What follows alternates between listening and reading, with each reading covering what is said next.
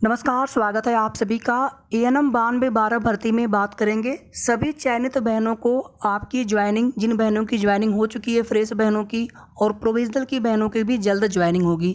तो आप लोगों के वेतन कैसे कितने मिलते हैं और उसमें कौन कौन से अलावेंसेस ऐड होकर के आते हैं, बेसिक कितना है, कौन कौन सी कटौती होती है, एनपीएस का डिडक्शन कैसे होता है, गवर्नमेंट का शेयर कितना होता है, सारी चीज़ें आपको यहाँ पर विस्तार से बताएंगे। प्रोविजनल की जितनी भी बहनें हैं, आप लोग बिल्कुल भी परेशान मत होइए। बहुत जल्द आप सभी के जिला आवंटन की पीडीएफ आपको देखने को मिलेगा और उसके बाद फिर आप सभी के भी नियुक्ति पत्र निर्गत किए जाएंगे। ज़्यादा समय नहीं लगेगा, थोड़ा सा आप सभी समय दीजिए, उसके बाद सारी चीज़ें आपको कन्फर्म करके बताएंगे। पिछले लगभग 6-7 दिन से कोई भी अपडेट आपको नहीं दे पा रहे थे। जब कोई जानकारी होगी तो आपको पूछने की आवश्यकता नहीं पड़ेगी, अपने आप आपको बताएंगे। तो थोड़ा सा आप लोग धैर्य बनाए रखें और अपने स्तर से जो भी आप प्रयास कर सकते हैं आप वो प्रयास करते रहिएगा। फ्रेश में सभी बहनों की ज्वाइनिंग हो चुकी है। कुछ जिलों में नियुक्ति पत्र बाद में मिला है, लेकिन अब सभी जिलों में ज्वाइनिंग हो चुकी है और आशा करते हैं कि आप सभी की ड्यूटी अच्छे से चल रही होगी। आप सभी को अपने प्रथम नियुक्ति पर एक कार्यभार ग्रहण करने पर प्रभार प्रमाण पत्र दिया जाता है, तो आप सभी को मिलेगा, इसे आप ले लीजिएगा। सेकेंड चीज़ देखिए, यहाँ पर जो पुलिस वेरिफिकेशन होता है ये विभाग करवाता है। इसमें आपको कुछ नहीं करना होगा, करवाते हैं। पुलिस वेरिफिकेशन की प्रक्रिया कंप्लीट होने के बाद ही आपका पहला वेतन निर्गत होता है। पहला वेतन आने में थोड़ा सा समय लगेगा, थोड़ा सा आप सभी को इंतज़ार करना होगा, लेकिन आप सभी को पूरा वेतन आपको जुड़ करके मिलता है आगे। तो ये एक लेटर आप सभी देख सकते हैं। विभिन्न जिलों में ये प्रक्रिया प्रारंभ भी हो गई है पुलिस वेरिफिकेशन की, पुलिस सत्यापन की। आगे फिर ट्रेजरी विभाग के द्वारा, उसके बाद फिर मानव संपदा पोर्टल पर डिटेल्स फीड करने के बाद फिर आपकी वेतन आने स्टार्ट हो जाएंगी। आपकी आईडी बनेगी मानव संपदा पोर्टल पर। जो संविदा बने होंगी आपकी भी नई आईडी बनेगी। ट्रांसफ़र को लेकर के भी आप देखेंगे, एक जो पत्र जारी हुआ था उसमें जो पीएससी के लेवल 1 के अधिकारी हैं, जैसे एमओआईसी 5 साल जिले में या फिर मंडल में 8 साल, तो उनके हस्तांतरण होने हैं। आप लोगों के जो ट्रांसफ़र होंगे आप देखेंगे कि उसमें कुछ कंडीशन होती है और उसके बाद आगे आप देखेंगे 3 वर्ष की जब आपकी सेवा अवधि पूरी होती है, संतोषजनक पाए जाने के पश्चात फिर आगे उसमें गवर्नमेंट का आदेश आता है। तो उसमें देखिए आगे कैसे क्या होता है, उसके लिए आपको अभी से परेशान नहीं होना है। अभी आप ड्यूटी करिए अच्छे से, फिर आगे जैसे उसमें प्रावधान होगा उसी के अनुसार फिर आप अपना ट्रांसफ़र करवा पाएंगे, तबादला करवा पाएंगे। अब आगे बात कर लेते हैं कि सैलरी किस प्रकार से बनती है, ग्रेड पे या लेवल क्या होता है। 6वें वेतन आयोग में ग्रेड पे बोला जाता था, 7वें वेतन आयोग में ग्रेड पे को ही लेवल बोलते हैं हम लोग। और आपकी जो भर्ती है इसमें ग्रेड पे 2000 और लेवल 3, तो लेवल 3 कहा जाए या फिर ग्रेड पे 2000 कहा जाए, एक ही बात है। और इसमें जो बेसिक पे है 21,700 रुपये, और ये कहाँ तक जाने वाला है, कितना वृद्धि होकर के कहाँ तक पहुँच सकता है, 69,100 रुपये तक। और आप सभी जानते हैं कि डीए जैसे 2 बार इंक्रीमेंट जनवरी में जुलाई में डीए लगता है, और इसी तरह से आप जानते हैं कि सैलरी में भी 3% इंक्रीमेंट का प्रावधान होता है। जो सरकारी भर्तियाँ है, सरकारी जो जॉब होती है उसमें, तो आगे आपके वेतन बढ़ते रहेंगे। अभी बिल्कुल आपकी जो फर्स्ट सैलरी है वो कितनी मिलेगी आपको, कितना डिडक्शन होने वाला है। और जैसे आप सभी जानते हैं कि पहले डीए की दर कुछ और होती थी, टीए कुछ और मिलता था, एचआरए कुछ और मिलता था। इसमें आगे परिवर्तन होते रहते हैं, आगे इसमें वृद्धि होती रहती है, तो आपके वेतन में भी उसी तरह से वृद्धि होती रहेगी। अब ये जो ग्रेड पे होता है 1800, 1900, 2000, 2400, 2800, इसी तरह से 4200, 4600, 4800, 5400। 5400 में भी 2 होते हैं, एक प्रमोशन वाले, एक जो डायरेक्ट रिक्रूटमेंट के थ्रू। तो 10 के अलग की बाद आगे फिर नहीं होता है, 10 तक ही होता है। और आपका जो लेवल है आपकी भर्ती में, या आपकी जो भर्ती है ये लेवल 3 की है, यानी ग्रेड पे 2000 की है।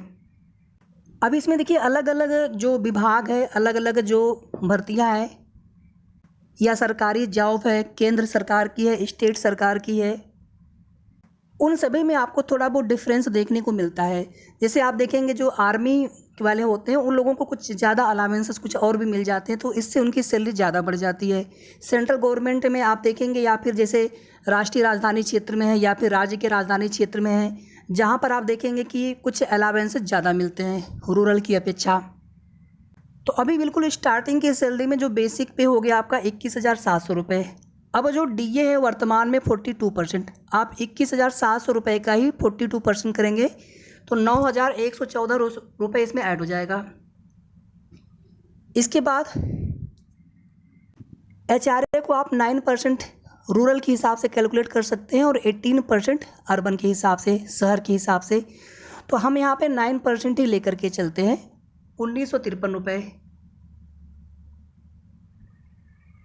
इसके अलावा टी हो गया आपका, ट्रेवलिंग वाला अलावेंस हो गया आपका, इसको भी आप लगभग 1500 ऐड कर दीजिए। जब आपको सैलरी मिलेगी तो आपको सैलरी स्लिप भी मिलती है, उस पर सब कुछ लिखा मिलेगा आपको, कितना कौन डिडक्शन हुआ, कौन कौन से आपको अलावेंसेस मिले, बेसिक पे कितना, ग्रेड पे, सब कुछ लिख करके आएगा। नेट सैलरी कितनी बनी आपकी। अब जो HRA होता है ये अलग अलग श्रेणियाँ होती हैं, X श्रेणी, Y श्रेणी, Z श्रेणी, शहर के हिसाब से। बड़े शहर है, राजधानी क्षेत्र है, या फिर राज्य की राजधानी है, या फिर शहर है, जिला है, ब्लॉक है, उसके हिसाब से 24%, 18%, 19%, इस तरह से ये 18%, 9%, इस तरह से ये अलग अलग दर है HRA की, या फिर जो HRA मिलता है तो उसकी अलग अलग परसेंटेज होते हैं। और इसको आपको बेसिक से ही देखना है, मतलब 21,700 रुपये का ही 9% या फिर 18% आपको देखना है, ऐड करना है। यानी कि पूरी सैलरी आपकी बेसिक से ही डिसाइड होती है, जो आपका बेसिक पे है।